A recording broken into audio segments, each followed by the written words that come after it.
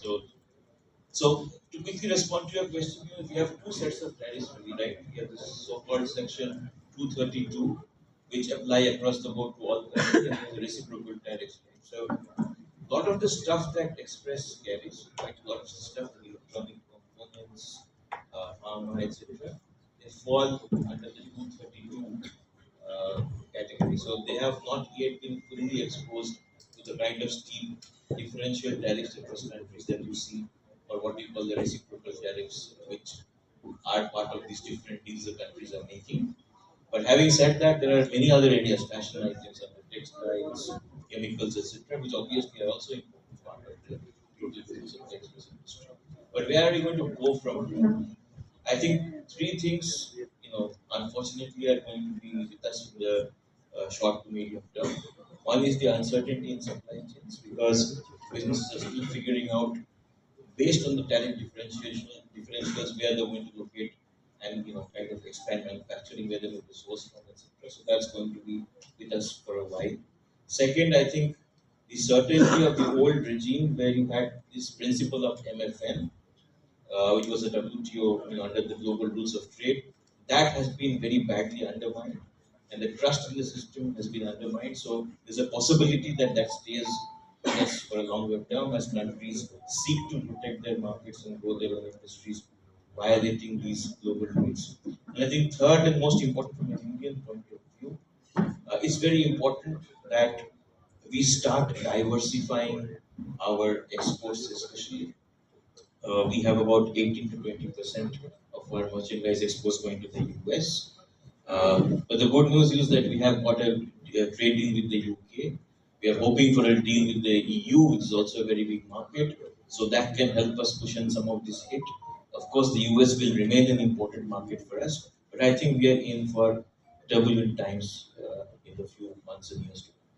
But do you think this has created a permanent damage to the way trade happens between cross-border trade or between two countries? Or is this more a US to other country problem, but India to other countries may not be as badly impacted? That's a very good point. And so far, we have seen all other countries, at least all the major economies, refrain from undermining the global rules on trade, which is the WTO consensus-based rules that have existed since 1995. Remember that you can have different tariffs for countries if you have an FTA that's allowed under WTO, but you cannot have this kind of random tariffication across the board, which is completely illegal.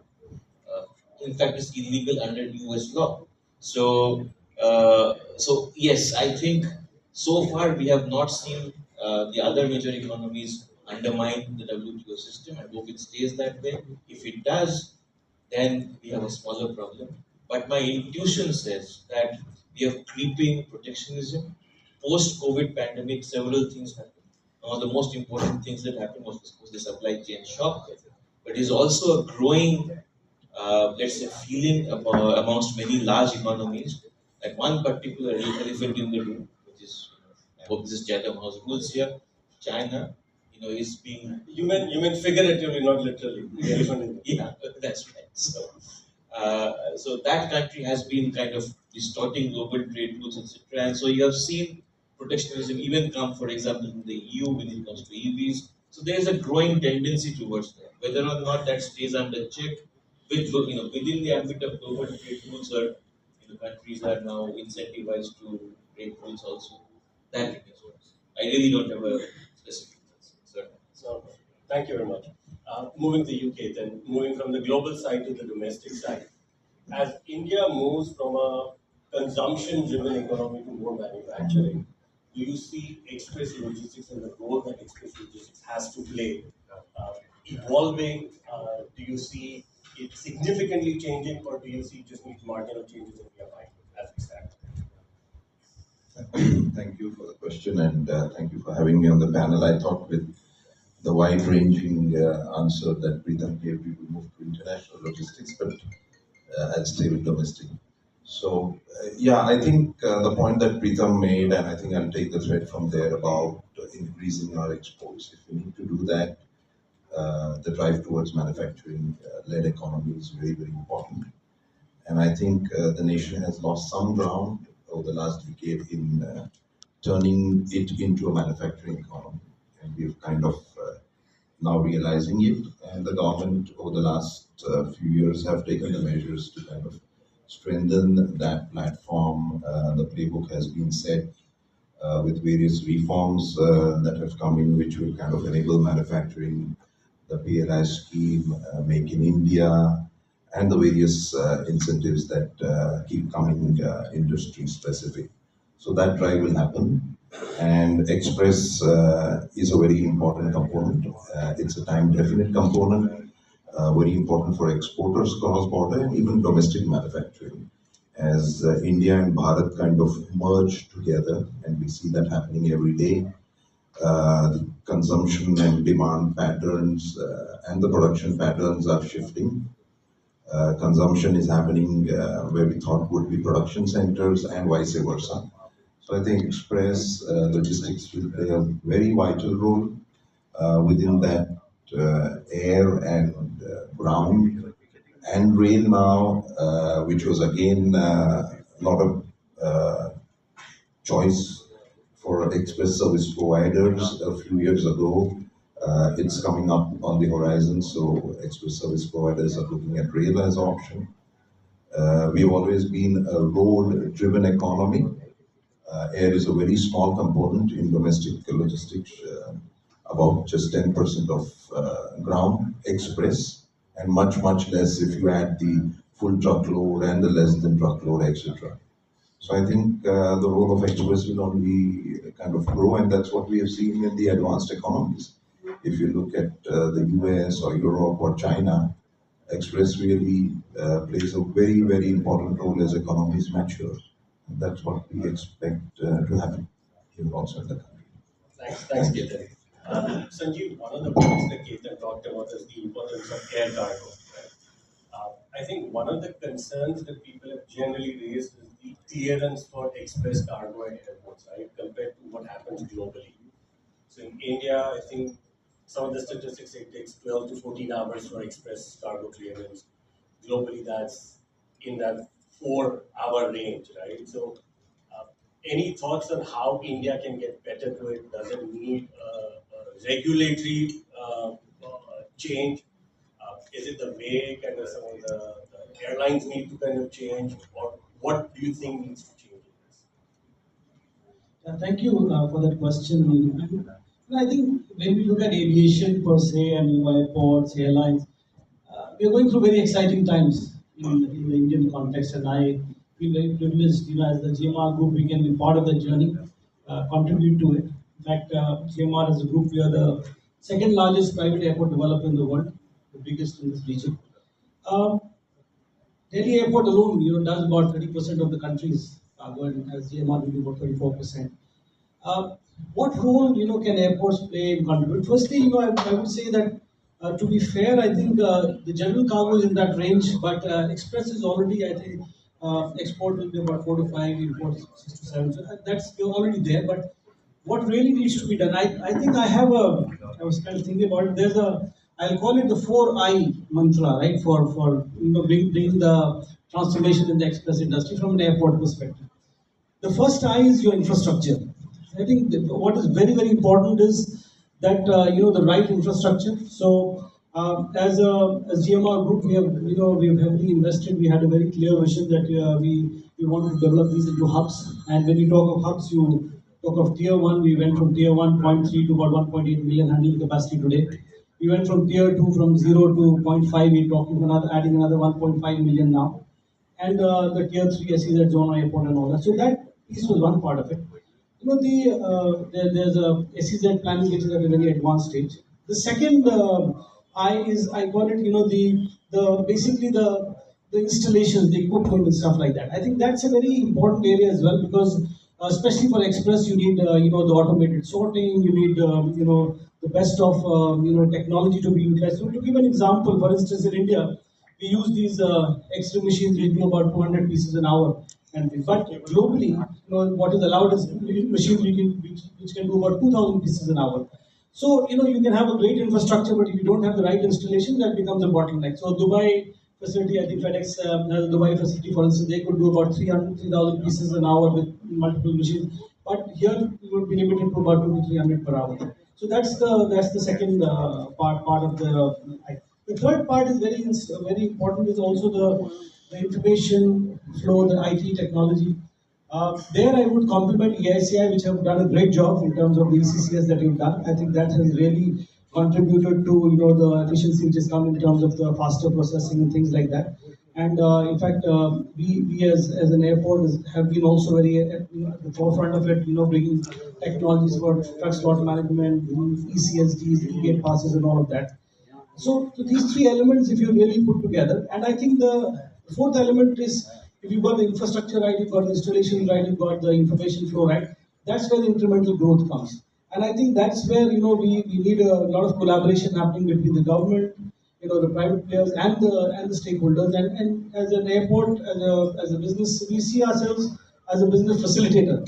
So actually contributing to that growth. So we've done our part. I mean, you've got more facilities getting added for Express, and you will see some in the coming months or more announcements in terms of Express growth at the airport for sure. Thank you. Looking forward to all of that. Ramesh, a question for you. See, globally, freighters generally account for 50% of cargo volumes plus minus. In India, however, that number is materially lower. Uh, what's your view on why this gap and how can this gap be bridged? Thank you for that. And let me also thank ESEA before I start answering, and also Vijay for inviting me personally and also India to participate in this event. Very exciting, very happy to be here. Um, I think this 50 versus what we have in India is a very interesting question. Obviously, we have debated and discussed in many forums in the past as well. If you look at the numbers in India, across the metro airports, Delhi obviously is a very large airport that Sanjeev just described.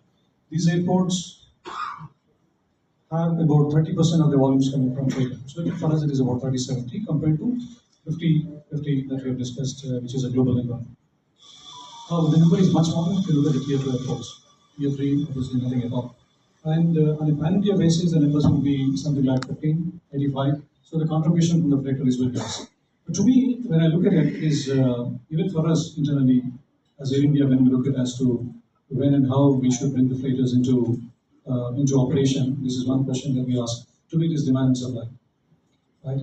And going forward, as you just described, and as Ketan was also talking about, transforming this economy, our country's economy from consumer-driven to export-driven, is going to change. I think when we have a lot of exports, especially high-value commodities such as electronics and very important defense equipment, which is taking off now, I think these will actually substantially change the landscape of the fleet deployment in India. We see currently only the express operators, many of them are here, with even Matthew representing UTS. So they kind of use the freighters to operate. We haven't really seen a lot of commercial operators bringing a lot of freighter capacity. If you look at the size of the economy that we operate, I think ideally we should have about 90 odd freighters for the size of the GDP that we manage. But we only have about 15 freighters, right? Small companies and also dedicated for captive business that they run. We don't have a lot of commercial freighter capacity deployed in the country. So I think it will happen. I think one thing that will substantially change is increase in volumes. You need to have volumes, right? So volume, more demand, more yields, then it actually makes it very attractive for freighter operators to operate. Today the yields are seen, yields don't support as well.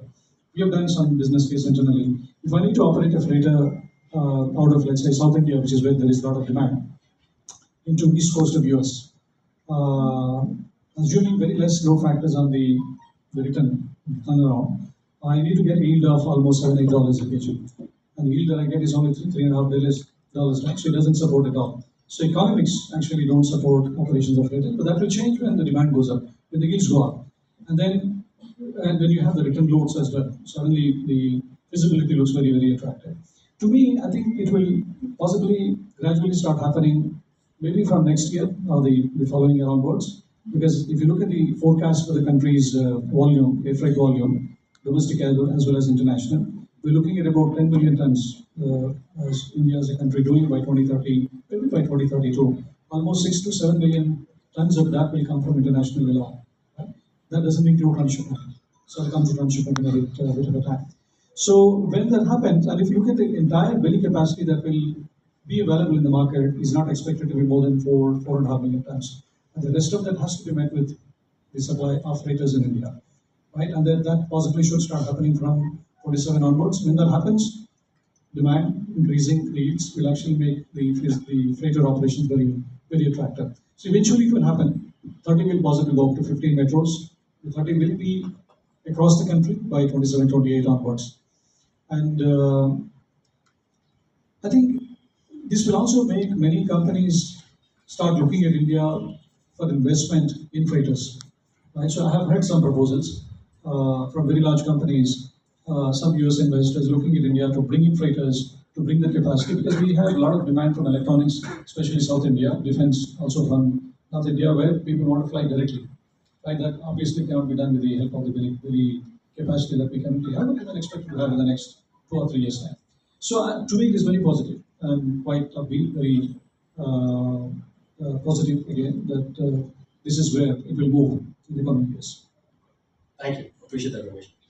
Matthew, UPS has a global footprint, right? What is your view on how different is the express logistics infrastructure and market in India compared to what you see in other parts of the world, and what are some of the learnings that India can take from it? Okay, thank you.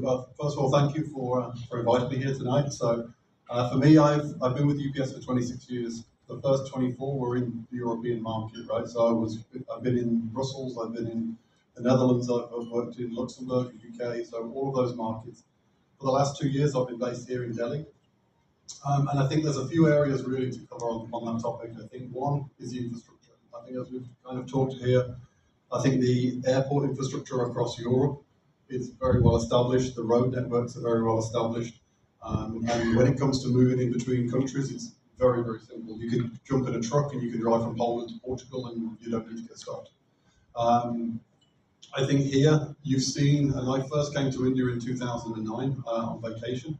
From what I remember of 2009 to now, when I first moved back in 2023, there's been a massive change, a huge change. The road networks, and in the logistics sector, I think the mid-mile and the final mile has rapidly improved. I think there's definitely a gap between Europe, as we mentioned there, about the time it takes volume to get through airports. That's something that for our major air hubs for UPS in Cologne, when we're flying volume out to Europe, to Europe or to the US, it's a very well orchestrated program really that we have there. Obviously, we're making investments within India. We had the inauguration of the recent flight that's Cologne into Delhi. So most of our air network was operating from Asia, bypassing India and then going to Europe. And now we have dedicated flights going back and forth. And then I think on the ground, obviously with our joint venture with Interglobe, where we have the Moving, which is now a 3-year-old entity. That's really as well on the air network and also on the ground network, getting us out to the tier 2 and tier 3 cities. And we're seeing those transit times coming down for customers. So I think that more seamless you can move between the states of India, I think that's going to rapidly help that network, but it's already getting faster and faster. I think another part really there is the regulations. Obviously, Europe is a highly regulated landscape. And with that, the guidance that's available, the clarity and the transparency of the rules and regulations are available. I went through Brexit. It was a very challenging time, but there was a lot of key industries and governments that were posting a lot of the information about how to do business with all the other countries. So that was very, very helpful. I think obviously for India, it can be a bit more of a challenge with all the individual states. But that's something as well. And for UPS, our main focus is using our brokerage capabilities to make sure that we can educate small and medium customers that don't necessarily have access to all of the rules and regulations, tariffs, etc., to ship internationally. We make that readily available for them. And as well, we've just launched our global checkout, which means that customers can ship to the US, to different countries, and they can start to see the fully landed costs based on the changing dynamics of tariffs and regulations at any point. And I think that definitely helps customers, but mainly the small to medium-sized customers. that are looking to get their goods out into the global market. And I think the last part, really, one area that I've definitely noticed with working with customers within India is Europe is a very paperless society. There's definitely a lot of advancements and integrations between the customers, the suppliers, and also then the carriers to make sure that information is passed back and forth. Obviously, within India, there's elements of manual paper-based trails that still need to be kept up to date. That can be a challenge, and I think as we go forward, that's something where when I'm out with customers, is how can we integrate? How can we get this data back to you so that it's much more seamless for them? So again, that's something. The technologies that we have within UPS, we're trying to educate customers on how to use them, but it's not always the case that we can actually implement them depending on the industry. Thank you. That's, I think, some very, very useful points.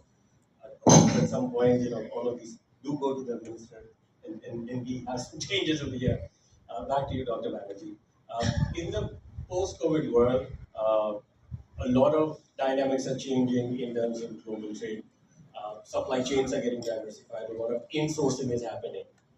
What's your view on how things will move forward from here? Uh, and do you see that these changes are actually beneficial for the world at large, or not? So the second part of your question is very difficult to answer. What's beneficial for the world? So I'll stick to the smaller. Southeast Asia. Generally speaking, supply chains. I think first of all, if this insourcing or we have different terms that are being bandied about, so French shoring, nearshoring, insourcing, they mean different things. Uh, but it essentially means that you are trying to diversify risks, and that is a genuine problem. So let's start with that, right? So again, the data shows that if there are about 66 industrial subsectors where one specific country has more than 25% share of manufacturing, that creates dependencies of a certain kind, which is not, and I think we saw during the pandemic that's not sustainable. So countries and businesses are trying to diversify risk by doing multiple kinds of sourcing. The recent magnet story that we had in India as well, globally, also shows the vulnerability of people can recognize dependency. So of course you need to diversify. The, the strategies to diversify obviously is to locate where it makes business sense to locate that production to create that alternative source of supply. This has now been complicated by the tariff policies that we are seeing.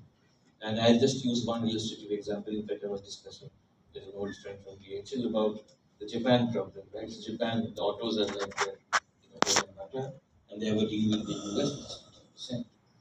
But if you're a Japanese automaker, you're not just producing in Japan, depending on the model, make, etc. You're also producing in Mexico, you're producing in Detroit. Now, you have no certainty of where the tariffs between US and Mexico is going to be, right? You have your own 15%. So you are kind of trying to juggle around to say, okay, in the long run, what makes sense for me? And these are commitments you make for a while.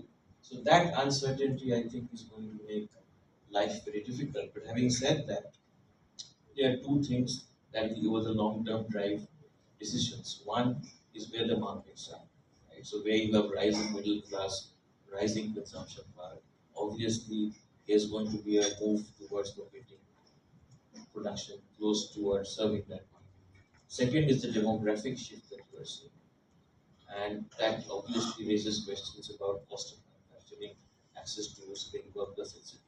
So that will have its own story to tell. So you will try to move manufacturing where the workers are available more, especially if you're looking at labor intensive sectors. Even with AI and automation, we're still going to need a certain quantum of workers. Last but not least, I think a very important factor for some sectors would be what we call the green transition. Because we are having policies which are coming in which will create additional either border adjustment taxes or such policies. And people will try to shop around for those locations where you can have greener sources of energy, etc. So all of these will play out, and this will definitely upend the supply chains that you see today. So the certain thing that we know that the current value chains will shift, and they will probably shift to the advantage of countries like India, which have younger demographics, rising markets, and will have the technological bandwidth to slowly transit towards green from such technology in the 20 to 40 years time. So I think long term, you do see a bandwidth for countries like India with a larger share of the global value chain. Thank you. That's good to hear. Yes. Ketan, one of the points that you brought about when you were kind of making your point is that today's surface transportation is 80% plus of the market. Air's got 18 odd percent, and then rail's got kind of 1-2% left. Uh, what's your view going forward? There's so much reliance on roads, and then probably I think India's done really well, and kudos to the minister that we will be hearing soon from. Uh, but where do you see things moving forward, and also do you see water, the whole Sagarmala and that part, also being an integral part of this whole multimodal structure that we will have for express? Thank you for the question. Multimodal is what all logistics is, whether you move it on air. Only the middle mile is essentially air. The first and last mile is still on road. As I see it, over the next 5 to 10 years, the evolution will be more kind of skewed towards road. Because as you rightly made the point, the infrastructure is improving on road. India was a very difficult country or a large country to operate for logistics only because of the infrastructure challenges. A flight north-south is 4 hours, a flight west-east is just about 2.5, 3 hours. So it's not too much of a distance to traverse, even for road, when you have good infrastructure. So I see a lot of skew happening on that side. Air will maintain its niche position, but that I believe will happen a lot for the cross-border business, where a lot of material will have to move on air across borders into Europe, US, etc. Waterways, we still haven't made headway. I think I'll park that for on the sidelines. But rail, as I said in my earlier part, also is evolving very, very well. It's coming to the focus area, the dedicated freight corridors as we sit here, the HORCL line in the north of India. All these will kind of build a very robust infrastructure and take away a lot of share from air, from road where it's less efficient. But over the next decade, I still see road as a very, very dominant operator for express in the country. And do you see that it's primarily because of the cost consideration, or is this beyond cost why one would choose which mode to take? Air will always remain a niche where it's time definite and cost is not a criteria, where it's just in time, etc. But road in its entirety, with FTL, with LTL, with Express, offers a much more diverse portfolio for a manufacturer to balance his value proposition in terms of the quality he needs from Express and also the cost. So I think the width and playbook of air ground express is much more larger. The options are more depending on the need that you have, which air would not offer to that extent. When you do air express, it's really the cost aspect that people consider, the manufacturing industry. Thank you. Sanju, just kind of continuing the same discussion, right? If we see Singapore, Dubai, a lot of them have airport-based, multimodal kind of hubs that they've created, and multitude of different activities happen on that. Do you see that happening in India, or what's holding back AFS? Is the whole kind of multimodal infrastructure play around airports? What's your view on that? Thank you. So there are two parts to your question. I'll first take the multimodal and then I'll come to the FS part of it. See, I mean, this integrated logistics hubs that we talked about. In fact, just backtrack a bit. When we started our airport journey way back in 2006, Obviously, if you're in the airport business, you're an airport operator, you have aspirations to build hubs, right? So we looked at the very examples we talked about. In fact, we looked at Singapore, Dubai, we looked at Hong Kong, Incheon, things like that. See, one of the things which came out very clearly is that you to really build hubs, you need to have sizable amount of passenger traffic as well as cargo traffic. To give an example, like Singapore, for instance, one of the Singapore last year would have done about 68, 69 million passengers and 2 million tons of cargo. So that's the kind of ratio. So you need both to complement each other. In India, for instance, Delhi last year close to about 79 million passengers, but 1 million tons of cargo. So you see the gap already happening over there. So we said, okay, for us to make hubs, we really need cargo hubs as well. And cargo needs to have a strategy of its own. We looked. There are three elements which came out very clearly out of this, the cargo hub strategy. Because you need infrastructure. That's where we came in of this. I was talking in the earlier question. The tier one, we are talking the passenger terminals. Sorry, the cargo terminals. We ramped up capacity there. Tier two, where you basically house your 3PLs and forwarders. So we ramped up capacity there. They also very interestingly have tier three as well. So Dubai has a free zone, Incheon has a free zone, Singapore has it. So we also have actually now our application is there where we're looking at having a special economic zone on airport. So that takes care of the infrastructure part of it. The second very important element is your operational excellence in terms of how your customs is performing, how the technology flows are happening, the cargo community system, so to say. So we've been working very closely with customs in terms of the 24/7, going paperless, and a lot of things like that. The third very important element in this is related to question was the connectivity part of it. Now, the connectivity obviously you're looking at how has good air connectivity, but it also needs to be complemented by good surface connectivity. So that's the piece, and with a very focused approach. In fact, now we understand this multimodal. I mean, very well. I would say. In fact, our cargo city, which is now coming up, the development that we talked about on Delhi Airport. One of the areas which is about a 30-acre development, it says, it has express zones, it has warehousing, it has even a proposed SEZ I was talking. But more importantly, it is also coming next to the Bijwasan railway station, which is very well connected to the western dedicated freight corridor. It is also just off the. It has direct connectivity to the UER2, which just 2 days back, Honorable Prime Minister inaugurated that as well. So three out of the four modes are already there. So we need to figure that out. How do we get a sea connectivity? So that's a piece which is taking